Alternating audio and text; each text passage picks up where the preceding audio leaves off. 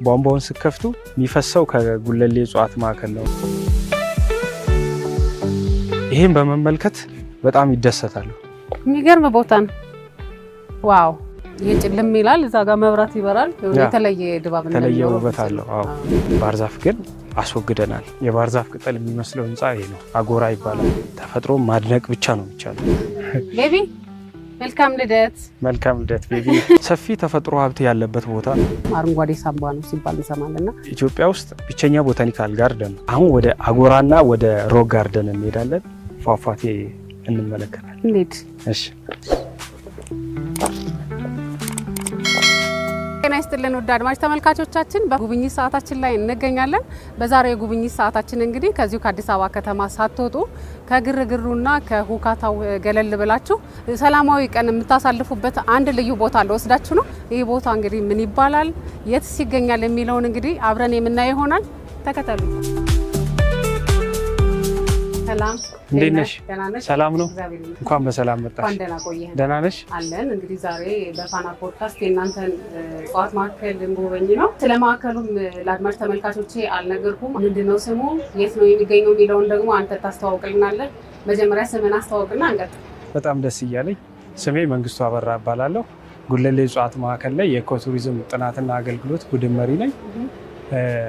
ዛሬ እንግዲህ የመጣሽው ጉለሌ እጽዋት ማዕከል ነው። አሁን ያለንበት የጉለሌ እጽዋት ማዕከል ዋና መግቢያ በር ነው። ጉለሌ እጽዋት ማዕከል እንግዲህ የሚገኘው ከአዲስ አበባ በስተሰሜን በኩል ጫፍ ላይ በኦሮሚያና በአዲስ አበባ ድንበር ላይ ያለ አዲስ አበባ ውስጥ ያለ ትልቅ ተቋም ነው።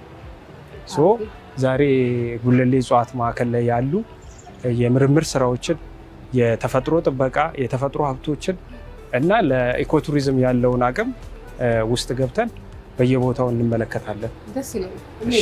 እሺ። መጠቆሚያዎች አሉ። የት የት መሄድ እንደፈለግሽ በእነዚህ እያየሽ ትሄጃለሽ። አዎ። በዚህኛው ወደ ቪው ፖይንት እንሄዳለን። በዚህኛው ወደ ኢቨንት ኤሪያ፣ ወደ አጎራ። ዛሬ እንግዲህ ጉብኝታችን ከዚህ ነው የምንጀምረው። ጉለሌ እጽዋት ማዕከል ላይ ካሉ ከፍታ ቦታዎች ሁለተኛው ቦታ ነው። አካቦራ ይባላል። አልቲቱዱ ወይም ደግሞ ከባህር ጠለል በላይ 2950 ላይ ከፍ ብለን ነው ያለ ነው። በጣም ከፍተኛ ቦታ ነው። እንደምትመለከቺው አዲስ አበባን ቅልብጭ አድርጎ ነው የሚያሳየው። ከሲኤምሲ ውጭ ሁሉም ቦታ ይታያል። ሁሉም ይታያል። የት ጋር ነው ምናምን ብትለኝ ላላቀው እችላለሁ እንጂ ሲኤምሲ በዚህ በኩል የካ ተራራ ስለሚሸፍነው ብቻ ነው እንጂ ሌላ ሁሉም ይታያል። ትንሽ ጭጋግ ባይኖር ሙሉ ከተማው ይታያል። ትሪ ካኖፒ በደንብ የምንመለከትበት ነው። የጋርድ ምንድነው የእጽዋት ማዕከሉን ከላይ ወደ ታች የዛፎቹን አናት የምናይበት ነው። ይሄ ራሱን ችሎ አንድ አትራክሽን ነው። ምንድነው ቦታኒካል ጋርደን ላይ ኢንተረስት ያላቸው ሰዎች ይሄን በመመልከት በጣም ይደሰታሉ። ይሄን በማየት ብቻ ካኖፒ ቪው። ካኖፒ ማለት የዛፍ አናት ማለት ነው። የዛፍ አናት። አዎ። እነዚህ ዛፎች እንደዚህ በተፈጥሮ ነው እንግዲህ የተከረከመ ነው የሚመስለው። በብዛት አበንዳንት ስፒሸሱም የባህር ዛፍ ጥድ ነው። አዎ። የሚገርም ቦታ ነው። ዋው! እዚህ ጋር ምን መመልከት ነው? ወደዚህ። አዎ፣ ያው እንደምትመለከቺው በጣም ከፍ ያለ ቦታ ነው። ቀዝቃዛ ቦታ ነው። እንግዲህ ከፍታ በጨመረ ቁጥር ቅዝቃዜ ይጨምራል። እውነት ነው። እዚህ ቦታ ብዙ ሁነቶች ይደረጋሉ። ከመንግስት ከፍተኛ ባለስልጣናት ጀምሮ ግለሰቦችም የተለያዩ ድርጅቶች የተለያዩ ትልልቅ ኢቨንቶችን አድርጓሉ። ለመጀመሪያ ጊዜ ይሄ ደረጃዎች የተገነቡት በጠቅላይ ሚኒስትር ዶክተር አብይ ነው። በሳቸው የግሪን ሌጋሲ ፕሮግራም እዚህ ላውንች ለማድረግ የመጀመሪያ ጊዜ እነዚህ ደረጃዎች ተሰሩ። ከዚህ ቀደም እንደዚህ ነበር የነበረው። ናቹራል እንትኑ ነበር የነበረው። እንዲህ የተደረገበት ምክንያት ያው ሚኒስተሮች ወንበር ተቀምጦ ቁጭ ብለው ፕሮግራሙን ላውንች ለማድረግ እንዲመች ታስቦ ነው። ከዛ በኋላ ግን ለኛ ብዙ ኢቨንቶች ለማድረግ ቦታው አመቺ ሆኗል። በጣም ተመራጭ ቦታ ነው። ለቀረጻ አገልግሎት በጣም የሚመረጥ ቦታ ነው። ሰርጎች ይደረጋሉ፣ የቤተሰብ ፕሮግራሞች ይደረጋሉ፣ የተለያዩ የካምፒንግ አገልግሎቶች ይደረጋሉ። ካምፒንግ በጣም ተመራጭ ቦታ ነው። እዚህ ብዙ ጊዜ ካምፕ ይደረጋል። ሰዎች ለብርዱ እሳት እያነደዱ እየሞቁ የዱር እንስሳት እንቅስቃሴ እየተመለከቱ ከተማውን ደግሞ በጣም አዲስ አበባ ቪው በጣም የሚገርም ቪው ነው ያለው። አዲስ አበባ ማታ ላይ ደግሞ በደንብ ታምራለች እዚህ ጋር ሆነች ስትመለከቺ። ይሄ በጣም ተመራጭ ይላል። እዛ ጋር መብራት ይበራል። የተለየ ድባብ ነው፣ የተለየ ውበት አለው። አዎ። መቼ ተመሰረተ? ይሄ ቦታ እንዴት ነበረ? ጉለሌ እጽዋት ማዕከል 2002 ዓመተ ምህረት ነው በእኛ አቆጣጠር የተቋቋመው። ያለፈው ጥቅምት 16 ዓመት አልፎታል። ሲቋቋም 4 ዓላማ አለው። ከአራቱ ዓላማ አንዱ የእጽዋት ላይ ምርምር ማድረግ ነው። እጽዋትን ሊጠፉ የተቃረቡ ለምግብነት የሚጠቅሙ ለመድኃኒትነት የሚጠቅሙ እጽዋቶችን ሰብስቦ ለማቆየት ታስቦ ነው። ሌላኛው እነሱ ላይ ጥናት ለማድረግ ነው። ሶስተኛው ተግባራዊ ጥናት የሆርቲካልቸር የውበት ስራ ለመስራት ነው። አራተኛው የኢኮቱሪዝምና የባዮዳይቨርሲቲ ኤዱኬሽን መስጠት ነው። እነዚህን እኩል ክብደት ያላቸው 4 ዓላማዎችን ይዞ ነው ማዕከሉ የተቋቋመው። አሁን እኛ የምናወራበት ጉዳይ በብዛት ስለ ኢኮቱሪዝሙ ፖቴንሻል ነው። ከጎብኚ ጋር፣ ከመዝናኛ ጋር፣ ከዋይልድ ላይፍ ቱሪዝም፣ ከባርድ ቱሪዝም ጋር፣ ከቦታኒ ቱሪዝም ጋር የተገናኙ ነገሮችን በተደጋጋሚ እንግዲህ እያወራን ነው። ማዕከሉ ሲመሰረት 520 ሄክታር በላይ በባህር ዛፍ የተሸፈነ ነበር። ባህር ዛፍ ደግሞ ኢኮሎጂካሊ ከፍተኛ ጉዳት አድርሷል እንደ ኢትዮጵያ። ኢኮኖሚካሊ ግን ጠቅሞናል። ቅድም ያየሹ መግቢያ በሩ ላይ ያለው 4 ከርቦች የባህር ዛፍ ቅጠል ቅርጽ ነው የሚያመለክቱት። እኛ ባህር ዛፍ ስናስወግድ ለባህር ዛፍ ሚሞሪ አንድ ነገር መስራት አለብን በሚል አንደኛ በኢኮቱሪዝም ፕሪንሲፕልም በቦታኒካል ጋርደን ፕሪንሲፕል አባንዳንት ስፒሽስ አይከን ይሰጠዋል። የሆነ መታሰቢያ ነገር ይሰራለታል ወይም ደግሞ ቦታ ይሰየማል። ባህር ዛፍ እንደ ኢትዮጵያ በኢኮኖሚ ሌቨል አግዞናል፣ ብዙ ረድቷል። የእያንዳንዳችን ቤት በባህር ዛፍ ነው የተገነባው። አሁንም ቢሆን ስካፎልዲንግ እየተጠቀምን ነው እንደ ከተማ ራሱ። ለባህር ዛፍ ክሬዲት ለመስጠት አጎራ የሚባል ህንጻ አለ እዛ ማዶ እና መግቢያ በሮቹ የሎጎአችን ከስር በኩል ያለው ቅጠል የባህር ዛፍ ቅጠል ነው። ዩካሊፕተስ ግሉብለስ የምንለው ስፒሽስ ወይም አባንዳንት ኢትዮጵያ ውስጥ በብዛት የሚገኘው የባህር ዛፍ ዝርያ ነው። ለባህር ዛፍ እንዲህ ክሬዲት ሰጥተን ባህር ዛፍ ግን አስወግደናል። ለምን? አገር በቀል እጽዋቶች ብዙ ያጣናቸው አሉ። አሁን ግን አፈር ውስጥ ሃይበርኔት አድርገው ለዘመናት የኖሩትን ከሲድ ባንክ ሪጀነሬት አድርገው እንዲወጡ ነው እድል የሰጠናቸው። በዚህ መልክ ነው ይሄ የምንመለከተው ደን ሁሉ ከአብዛኛው እኛ ተክለን ሳይሆን እንዲበቅሉ ኮንዲሲቭ ኤንቫይሮንመንት ስንፈጥርላቸው ሁኔታ ሲፈጠር እነሱ ከስር ከአፈር ውስጥ ተኝተው የነበሩት መብቀል የጀመሩበት እድል ያለው ነው። ችግኞችም ይተከላሉ። ችግኝ ማፍያ ጣቢያ ላይ እናያለን። በኋላ ላይ ብዙ ችግኞች ይፈላሉ። ለውበት የሚሆኑ ለጥላ የሚሆኑ ለኦክሲጅን ለማምረት የሚሆኑ የእጽዋት ዝርያዎች ስፔሻሊ አገር በቀል ላይ ትኩረት አድርገን እንሰራለን። ለውበት ከሆነ ደግሞ ከውጭ የሚሆኑ ከሀገር ውስጥ እነሱም ላይ ትኩረት አድርገን እንሰራለን። ለከተማ አስተዳደሩ ችግኞችን እናቀርባለን። ሰፊ ተፈጥሮ ሀብት ያለበት ቦታ ነው። በነገራችን ላይ እዚህ ቦታ ስፔሲፊካሊ ከአዋፍ ዝርያዎች ጉለሌ እጽዋት ማዕከል ላይ 81 የወፍ ዝርያዎች አሉ። ከ80 አንዱ ትልልቆቹ የወፍ ዝርያዎች እዚህ አካባቢ ነው የሚገኙት። ለምሳሌ ቲክቢልድ ሬቨን ወይም ደግሞ ቁራ የምንለው እዚህ አናቱ ላይ ነጭ ያለው ብርቅዬ ነው። እሱ ኢትዮጵያ ውስጥ ብቻ ነው። ኢትዮጵያና ኤርትራ ከኢትዮጵያ ኤርትራ ጋር የተወሰነ ፓርት ሼር እናደርጋለን። እሱ ከፍታ ቦታ ይፈልጋል። ሁለተኛ አለት ያለበት ቦታ ይፈልጋል። ለምንድን ነው? ካርኒቨር ነው፣ ስጋ በል ነውና ብዙ ጊዜ አጥንት ነው የሚፈልገው። አጥንት ይዞ ይመጣል፣ ድንጋይ ላይ ይለቃል። ሲሰነጠቅ ውስጡ ላይ ያለውን መቅኔውን ለመመገብ እንደዚህ አይነት አለታማ ቦታዎች ንስርና ቁራ ይሄን ቦታ ይፈልጋል እና ለሱ መኖሪያም ነው። እዚህ አካባቢ በብዛት የሚገኝበት ነው እና ሎንጊርድ ኦይል የሚባለው ደግሞ ባለረዥም ጆሮ ጉጉት የምንለውም እዚህ አካባቢ ይገኛል። እሱም ብርቅዬ ነው። ዋትል ዳይቪስ የምንላቸው ትልልቅ ወፎች እኛ ግቢ ይገኛሉ። ከዛ በተጨማሪ ከአጥቢ እንስሶች የምኒልክ ድኩላ እኛ ግቢ 11 አጥቢ እንስሶች ይገኛሉ። ከ11ዱ መሀል አንዱ ብርቅዬ ነው ምኒልክ ድኩላ የምንለው። ሌላኛው ሊዮፓርድ ወይም ደግሞ በአማርኛ ነብር የምንለው እዚህ ዙሪያ ላይ መኖሪያ አካባቢ ነው። እዚህና ድምድም የምንለው ተራራ በዛኛው ሳይድ አለ። ለሱ ቲፒካል የሆነ ሀቢታታቸው ነው። እነዚህን እንግዲህ በዋይልድ ላይፍ ኢንተረስት ያላቸው ሰዎች ካምፕ አድርገውም ወይም ኤርሊ ጠዋት መጥተው ከሱ ጋር ግጭት በማይፈጥር መንገድ ያያቸዋል መመልከት ይችላሉ ማለት ነው። ግን የጎብኚዎች ውስጥ እንቅስቃሴ እንዴት ነው? የጎብኚዎች እንቅስቃሴ እንግዲህ ከአመት አመት እየጨመረ ነው የመጣው። እኔ እዚህ ግቢ ከገባው ጊዜ ጀምሮ ከ47,000 በአመት 47,000 ብቻ እናስተናግድ ነበር። አሁን ላይ ግን 2017 ላይ 300,000 በላይ አገልግሎት መስጠት ተችሏል። ይሄ ማለት ነፃ የሚገቡትን ለተለያየ ምንድነው ያመጣው ይሄን ቁጥሩ በከፍተኛ ደረጃ እንዲጨምር ምንድነው ያደረገው ብለህ ታስባለህ? ይሄን ያደረገው እንግዲህ የመጀመሪያው ነገር የሃይኪንግ እና የካምፒንግ የፒክኒክ ሰርቪሶች እየተለመዱ መጡ።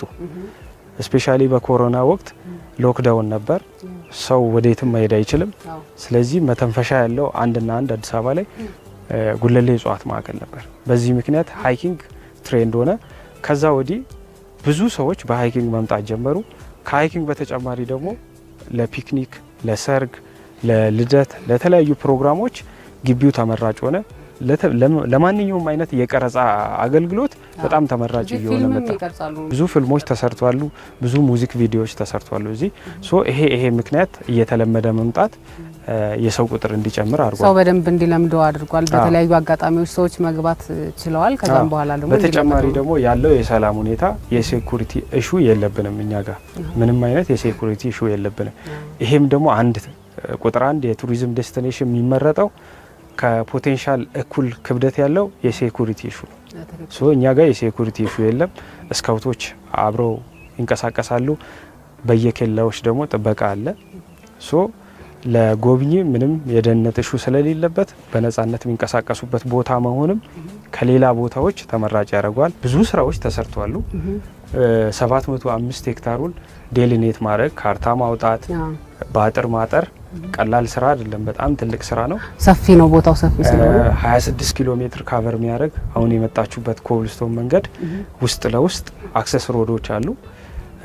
እነዚህን ሁሉ መገንባት መንግስት ባጀት መድቦ ነው፣ ራሳችንን ችለን አይደለም። ልዩ ትኩረት ተሰጥቶ አሁን የምናያቸው ኢንፍራስትራክቸሮችና ይሄን ስትራክቸር ይዟል። ከዚህ በኋላ ግን የምርምሩ ስራ ላይ የኢኮቱሪዝሙ ስራ ላይ የጎብኚ ቁጥር እንዲጨምር መሰራት ያለባቸው ብዙ ስራዎች አሉ። አሁን ያለብን ችግር ምንድነው? የፋሲሊቲ ኢሹ አለብን። እነዚህ ፋሲሊቲ ቤዚክ ናቸው፣ በቂ አይደሉም። ስለዚህ እነሱ ላይ መጨመር ያስፈልጋል። የሬስቶራንት አንድ ሬስቶራንት ነው ያለን፣ ቁጥሮች መጨመር አለባቸው። የይዘቱ መጠንም መጨመር አለበት። ለሁሉም ሰው ካለው ቁጥር አንፃር ከጎብኚው ቁጥር አንፃር 705 ሄክታር ላይ ተደራሽ መሆን አለበት። ልክ ነው። የሬስት ሩሞች ወይም ደግሞ መጸዳጃ ቤቶች እጥረት አለ። ከ10 ምናምን በላይ መጸዳጃ ቤቶች አሉ። በቂ አይደለም። ሰፊ ስለሆነ በቂ አይደለም። ሰው የሚበዛበት ቦታ ላይ ተደራሽ መሆን አለባቸው ብለን እናስባለን። ከዛ ውጭ ደግሞ ኢኮ ፍሬንድ የሆኑ ወይም ደግሞ ከቦታኒካል ጋርደን ኮንሰፕት የማይቃረኑ የመዝናኛ ፋሲሊቲዎች ተጨማሪ ያስፈልጉናል። እንደ አገሪቱ ኮንቴክስት ስናስብ በጣም ውድ ሊሆን ይችላል። ለምሳሌ ከዚህ ጀምሮ እስከ አካቦር ድምድም ድረስ ኬብል ካር ለመስራት ጥናቶች ተጠናቀዋሉ። በኮሪደር ልማት የታሰቡ አሉ። ከዛ ቀደምም የተጠኑ ጥናቶች አሉ። እንደ አገሪቷ ኮንቴክስት መንግስት የመስራት አቅም ሲኖረው ወይም ደግሞ ከሌሎች አካላት ጋር በመተባበር መስራት የሚቻልበት ጊዜ ላይ እንደዚህ አይነት ውድ የሆኑ ግን የሀገሪቷን ኢሜጅም መቀየር የሚችሉ ትልልቅ ኢንፍራስትራክቸሮች ያስፈልጉናል። ምክንያቱም ኢትዮጵያ ውስጥ ብቸኛ ቦታኒካል ጋርደን ነው። በኢስት አፍሪካ ደግሞ ትልቁ ቦታኒካል ጋርደን 705 ሄክታር የሚሸፍን ቦታኒካል ጋርደን የለም ኢስት አፍሪካ ላይ። ስለዚህ ይሄ በያዘው አቅም አንጻር በያዘው አቅም ልክ የሚገባው ነገር ተሰርቷል ብዬ አላስብም። ወደፊት ግን እየተሰራ ይቀጥላል ብዬ አስባለሁ። የጉለሌ እጽዋት ማዕከል የአዲስ አበባ ሳምባ ነው ወይም አረንጓዴ ሳምባ ነው ሲባል እንሰማለና ምን ማለት ነው ይሄ? ሁለት ነገር ልንገርሽ። ሳምባን ብቻ አይደለም የውሃ ማማም ነው ይሄ። አምባሳደራችን ሄኖክ ስዩም ምን አለ መሰለሽ፣ እዛ የምትከፍቱት ውሃ ቧንቧውን ስትከፍቱ የሚፈሰው ከጉለሌ እጽዋት ማዕከል ነው ወይም ከእንጦጦ ተራሮች ነው ብሏል። በጣም ትክክለኛ አገላለጽ ምንድነው? ይሄ ዛፎች ባይሸፍኑና አፈርና ውሃ ጥበቃ እዚህ ባይሰራ ውሃ ደግሞ ፐርኩሌት አድርጎ ግራውንድ ወተሩ ከፍ ባይል አዲስ አበባ ላይ ቧንቧ ብንከፍት የሚወርድ ውሃ አይኖርም። ሶ ጉለሌ እጽዋት ማዕከል ብቻውን ሳይሆን ጦጦ ተራሮች ወይም አዲስ አበባ ዙሪያ ላይ ያሉ ተራሮች ለአዲስ አበባ ውሃ ሀብ ናቸው። ወተር ሀብ የሚባሉት እነዚህ ናቸው። እነዚህ ተራሮች ተጎዱ ማለት አዲስ አበባ ላይ የሚቀመስ የሚላስ ውሃ አይኖርም፣ ሊኖር አይችልም። ሶ የአዲስ አበባ ውሃም ጭምር ነች። ይሄን ደግሞ ትልቁን ድርሻ ጉለሌ እጽዋት ማዕከል ይዛል። ትልቁም ሰፊም በደንብ የተጠበቀውም ይሄ ስለሆነ አሁን እንደኛ አቅም ራሱ በጣም ብዙ ወንዞች ብዙ ምንጮች ማዕከሉ ከተመሰረተ ወዲህ ይፈሳሉ። ያ ማለት ኦቨርሄድ መፍሰስ ሳይሆን ግራውንድ ሌቨልም ከፍ እያደረጉ ነው። የአዲስ አበባን ውሃ ግራውንድ ወተር ሌቨል ከፍ እያደረገ ነው። በሌላ መንገድ ተራራ ከፍ ስንል ኦክሲጅን ያጥራል አይደል ይባላል በተለምዶ። እውነት ነው፣ ኦክሲጅን ያጥራል። የሚያጥረን ለምንድን ነው? ከፍ እያልን ስንሄድ የኦክሲጅን ዴንሲቲ በጣም ከባድ ነው። ካርቦን ዳይኦክሳይድ ደግሞ በጣም ላይት ነው። እሱ ወደ ላይ ይንሳፈፋል፣ ኦክሲጅኑ ደግሞ ወደ ታች ይወርዳል። ለምንድን ነው? አሁን እዚህ ጋር ብዙ ዛፎች አሉ፣ ብዙ ኦክሲጅን ቶን ኦፍ ኦክሲጅንስ ይመረታል። እዚህ ዛፍ ባለበት ኦክሲጅን ያጥራል። ለምን? ክብደት ስላለው ወደ ዝቅተኛ ቦታው ይወርዳል። ለማኑ ለከተማው ማለት ነው። እና ይሄ ሁሉ አገር በቀል ዛፍ ኦክሲጅን ለማምረት በነገራችን ላይ ዛሬ የተተከለ ችግኝ ዛሬ ማምረት ይጀምራል ማለት አይደለም። የዛፍ ካታጎሪ ሲገባ ትልቅ ሆኖ ሲያድግ ነው ብዙ ኦክሲጅን ማምረት የሚጀምረው። በመጠኑ ያመርታል፣ ያው ሂደቶች ይኖሩታል። ስለዚህ እነዚህ ቢያንስ ከ100 ዓመት በላይ እድሜ ያላቸው ብዙ ዛፎች አሉ እዚህ ውስጥ። ስለዚህ ኦክሲጅን የማምረት አቅማቸውም በጣም ብዙ ነው። ለዛ ነው አንደኛ ከፍታ ቦታ መሆናችን፣ ሁለተኛ ብዙ አገር በቀልና ብርቅዬ የሆኑ የዛፍ ዝርያዎች የሚገኙበት በመሆኑ፣ ሌላኛው ሰፊ ላንድ ካቨርም ስላለው ለአዲስ አበባ ሳምባ ነው የምንለው በምክንያት ነው። እነዚህም ምክንያቶች ከግምት አስገብተን ነው እንዶ ለጉራም ይገባዋል። ስለዚህ አሁን ወደ የት ነው የምንሄደው? ሌላ የምታስጎበኝን ቦታ የት ነው?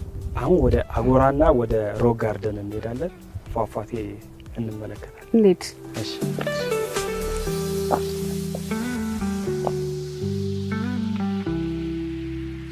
እንግዲህ ቅድም ከላይ ሆነን ያየነው የባህር ዛፍ ቅጠል የሚመስለው ህንጻ ይሄ ነው። አጎራ ይባላል።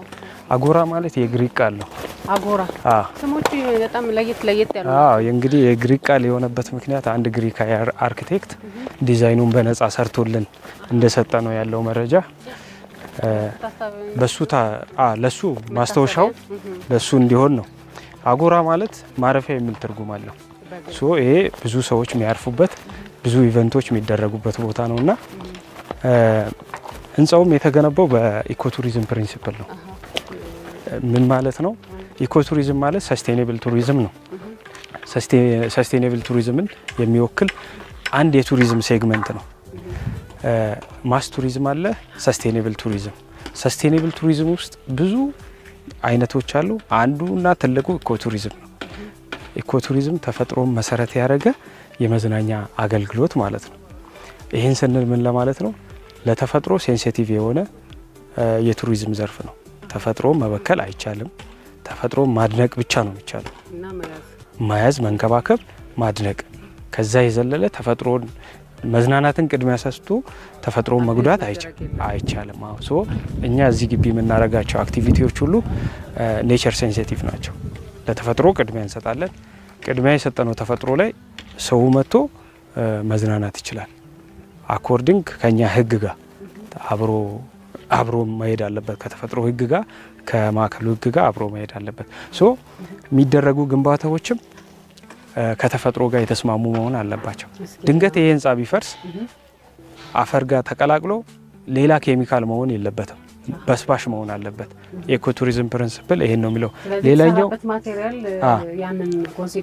ያ ኮንሲደር ያደረገ ነው። ሁለተኛ ማቴሪያሎቹ ከአካባቢው ኤክስትራክት የተደረገ መሆን አለበት። በኋላ ውስጥ አሳይሻለሁ። ግድግዳውም በጭቃ ነው የተሰራው፣ ከዚሁ በወጣ ድንጋዩም ጥቁር ድንጋይ ከዚሁ ነው። ከላይ የምትመለከችው አፈርና ሳር አለ። እነዚህ ምሰሶዎችም ከዚሁ የባህር ዛፍ እንጨት ነው። ሶ ባህር ዛፍን ስናስወግድ ለዚህ ዓላማ ተጠቅመናል። እዛ ደግሞ ውበትም አለው ደስ የሚል ውበት ሰጥቶታል። ያ እና ውስጥ ገብተን እናያለን። አዳራሾች አሉ፣ የመሰብሰቢያ አዳራሾች፣ የፒክኒክ መቀመጫ ቦታዎች አሉ። ዲጂታል ላይብረሪ አለ። እዚህ ውስጡ ያው አክቲቭ ሆኖ ስላልጀመረ ነው። እንደምትመለከቱ እንግዲህ እነዚህ ምሰሶዎች ከዚሁ ከአካባቢው የተውጣጣ እንጨት ነው ማለት ይሄ ወድቆ አሁን ህንጻው እድሜውን ጨርሶ ቢፈርስ ለተፈጥሮ የሚፈጥረው አደጋ የለም። ከዛ አንጻር የተሰራ ነው። ውበትም አለው። ግድግዳውን እንደምትመለከችው በጭቃ ጡብ ነው የተሰራው። እንግዲህ አርቲፊሻል ነገር የማብራት ስዊቾችን፣ ሲሲቲቪ ካሜራ ከዛ የዘለለ ነገር ምንም አልተጠቀምንም። በዚህ በኩል የተለያዩ ኢቨንቶች የሚደረጉበት ነው። ይሄኛው ደግሞ አዳራሽ ነው። ለተለያየ ዓላማ የሚሆን ከላይና ከታች አለው። በጣም ውብ ነው። አክቲቭ ሆኖ ሌሎች ኢንፍራስትራክቸሮች፣ ወንበሮች፣ የላይቲንግ ሲስተም ተጨምሮበት ቢሆን ሞር ማራኪ ይሆናል።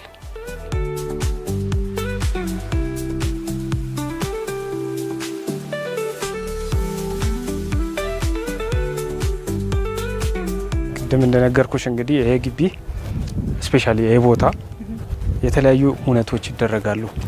ከነዚህ መሀል የልደት ፕሮግራሞች፣ የቤቢ ሻወር፣ የሰርግ፣ የቤተሰብ ፕሮግራሞች በብዛት ይደረጋሉ። አሁን ፊት ለፊታችን ያያያቸው ነው ልደት እያከበሩ ነውና ደስ ይላል። በጣም ነው የሚያምረው። እንቀላቀላቸውና እንዴት ናችሁ? ደህና ናችሁ? ቤቢ መልካም ልደት። መልካም ልደት ቤቢ። ስንት አመትህ ነው? ሃፒ በርዝዴይ። ማሚ እንተዋወቅ መጀመሪያ። ያስራ እባላለሁ። የዮሐናን እናት ነኝ።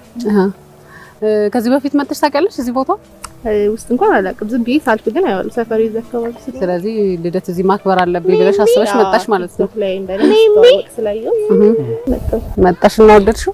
አዎ በጣም ወደድኩ። እንደዛ አልመሰለኝም። እንደው ከውጪ ሳየው ብዙም እንደዛ አይመስልም ነበር። አዎ ስገቢ በጣም እናመሰግናለን። ማዕከላችንን ስለወደድሽ ደጋግመሽ እንድትመጪ እንጋብዛለን። መልካም ልደት። እሺ እናመሰግናለን። እና እንግዲህ ይሄን ይመስላል። ደስ ይላል በጣም። ህጻናት መጫወቻም በዛ በኩል አለ። ወላጆች፣ ትልልቅ ሰዎች እዚህ አየር ለመተንፈስ ሌሎች የቤተሰብ ፕሮግራሞች ይኖራሉ።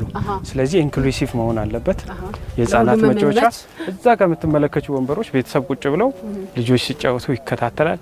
ከልጆች መሀልም ስቲል ኢንክሉሲቭነስ መኖር አለበት። አካል ጉዳተኛ ሁሉ ታሳቢ ያደረጉ መጫወቻዎች አሉ። ሶ በዚህ መልክ ሁሉም ሰው በአቅሙ እንደ ካታጎሪው የመዝናኛ አገልግሎት ያገኛል። ጊዜ ማሳለፍ የሚችልበት ቦታ ነው እና ይሄን ነው የሚመስለው። ወደ ታች ደግሞ ወደ ሮክ ጋርደን፣ ወደ ችግኝ ጣቢያ እና ሜዲሲናል ቫሉ ያላቸው የእጽዋት ዝርያዎች ቴማቲክ ሴክሽን በአጠቃላይ እሱን እንመለከታለን። ወደ ታች ሄደን በቀላሉ በየቤታችን መስራት የምንችላቸው ማልማት ምንችላቸውን ለማስተማር ነው። ለተማሪዎች ለማሳየት ነው። ለተማሪዎችም ለአዋቂዎችም ባለን ትንሽ ቦታ ቢያንስ ለዴይሊ ፍጆታ የሚሆኑ ነገሮችን ራሳችን ማልማት እንደምንችል ማሳያ ነው። ሌላኛው እዚህ ጋር ፊት ለፊት የምታዩት ቨርቲካል ጋርደኒንግ የሚባለው ምንድነው? እሱ ወደ ላይ ቤታችን ላይ ያለውን ስፔስ አየሩን ማለት የአየር ክልሉን መጠቀም ማለት ነው። በዚህ መልክ ለከተማ የሚሆን ነው። ቨርቲካል ጋርደን ኮንሰፕቱም ለከተማ ነው።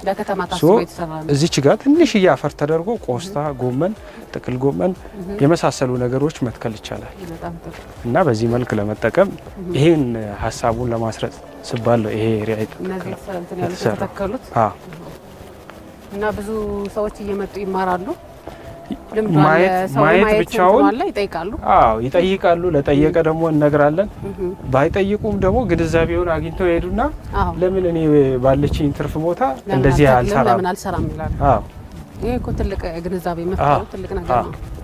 በቃል ከመንገር በተግባር እያሳየክ አንዱም የዚህ የእጽዋት ማዕከል ዓላማ የማሳያነት ምንድን ትሰራላችሁ አይደል? ያው እንግዲህ እጽዋት ማዕከል ከሌሎች ፓርኮች የሚለየው እጽዋቶችን ሳይንሳዊ በሆነ መንገድ ጠብቆ ማቆየት ነው። የምናቆያቸው እጽዋቶች ይመረጣሉ። ለምን ዓላማ የሚጠቅሙ ናቸው። ቅድሚያ የሚሰጣቸው በጣም የተጎዱና ሊጠፉ የተቃረቡት ቅድሚያ ይሰጣቸዋል።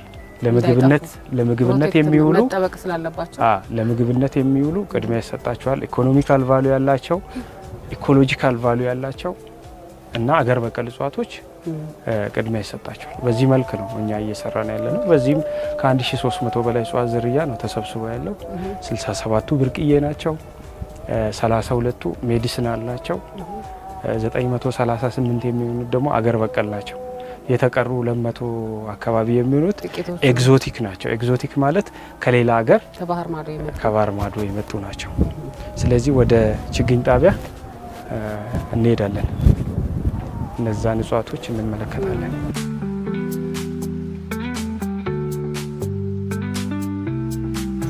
እሺ አሁን ያለንበት ችግኝ ማፍያ ጣቢያ ነው። እዚህ ጋር ተቀምጠው የምትመለከቻቸው የቀን ሰራተኞች ናቸው። ይሄን የመሰለ ስራ የሚንከባከቡት የሚሰሩት እነሱ ናቸው። እንደው በማዕከሉ እንዳጠቃላይ ስንት የስራ እድል ተፈጥሯል ማለት ይቻላል? ቀላል የሚባል አይደለም። ጥበቃ ኦልሞስት አሁን ወደ 200 አካባቢ ደርሷል። እስካሁን 11 አካባቢ አለን። ፕሮፌሽናል ባለሙያ ከ60 በላይ አለ። የቀን ሰራተኛ የምንለው ደግሞ ወደ 640 አካባቢ በድምሩ በጣም ብዙ ሰው የስራ እድል ተፈጥሮለታል። ከዛ ውጪ ደግሞ እዚህ እኛ ማንቆጣጠራቸው የኛ ማዕከል ሴንተር አድርገው ስራቸው የሚሰሩ ብዙ ሰዎች አሉ። ከ70 በላይ ካሜራማኖች የኛን ግቢ ይጠቀማሉ። ኢቨንት ኦርጋናይዝ የሚያደርጉ ሰዎች የኛን ግቢ እንደምቹ ሁኔታ ይጠቀማሉ። በሌላ መልክ ካምፒንግ፣ የሃይኪንግ ኦርጋናይዝ የሚያደርጉ ካምፒንግ፣ የተለያዩ ዴይ ቱሮችን የሚያደርጉ ሰዎች የስራ እድል ተፈጥሯል። ጋይድ ያደርጋሉ። የቱሪዝም አክቲቪቲዎችን እኛ ግቢ በመጠቀም ገቢ ማግኘት ችሏሉ። ብዙ የስራ እድል መፍጠር ችሏል ተቋሙ። ግን ከሚጠበቀው አንጻር ገና ትንሽ ነው። ለብዙ ሰው ስራ እድል መፍጠር ይችላል። ብዙ የኢኮኖሚ አማራጮችን መፍጠር ይችላል።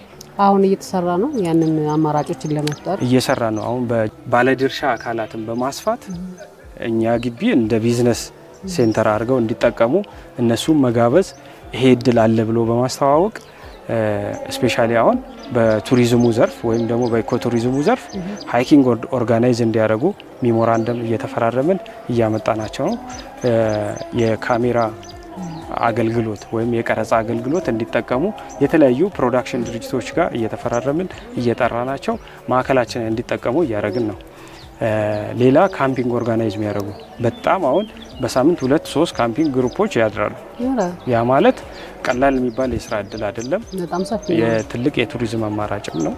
ስለዚህ በካፌና ሬስቶራንት ዘርፍ ፋስት ፉዶችን በማቅረብ ሶቨነሪ በመሸጥ በማለማመድ ቱሪስቶች ኤክስፒሪየንስ ማድረግ የሚፈልጉትን ነገሮች እዚህ እንዲያቀርቡ አሁንም ብዙ መሄድ ያለብን ርቀት ይኖራል። እነሱ ላይ እየሰራን ነው ያለነው። በጣም ጥሩ። እና እዚህ ጋር አሁን ያለንበት ቦታ ችግኝ ጣቢያ ነው። እዚህ ከፊት ለፊት የምንመለከተው ቤት እጽዋቶች እንግዲህ ከተለያዩ አየር ንብረቶች ተሰብስበው ይመጣሉ። እዚህ ለምሳሌ ከአፋር የመጣ እጽዋት እዚሁ እንዳመጣም መትከል አንችልም። ምክንያቱም አየር ንብረቱን መለማመድ አለበት። እንዲለምድ እዚህ ቤት ላይ ገብቶ እንደማቆያ አርቲፊሻሊ ሙቀትና ብርሃን እየተሰጣቸው ይለማመዳሉ። ከዛ በኋላ ይሄን አየር ንብረት መልመዱን እርግጠኛ ስንሆን የመጣበት አካባቢ የሚመስል ቦታ ላይ ተወስዶ ይተከላል። ሙቀታማ ከሆነ ሞቅ ያለ ቦታ አለ። እኛ ጋር በጣም ቀዝቃዛ ቦታ አለ፣ ሞቅ ያለ ቦታም አለ። ሞድሬት የምንለው ደግሞ መካከለኛ ቦታዎች አሉ።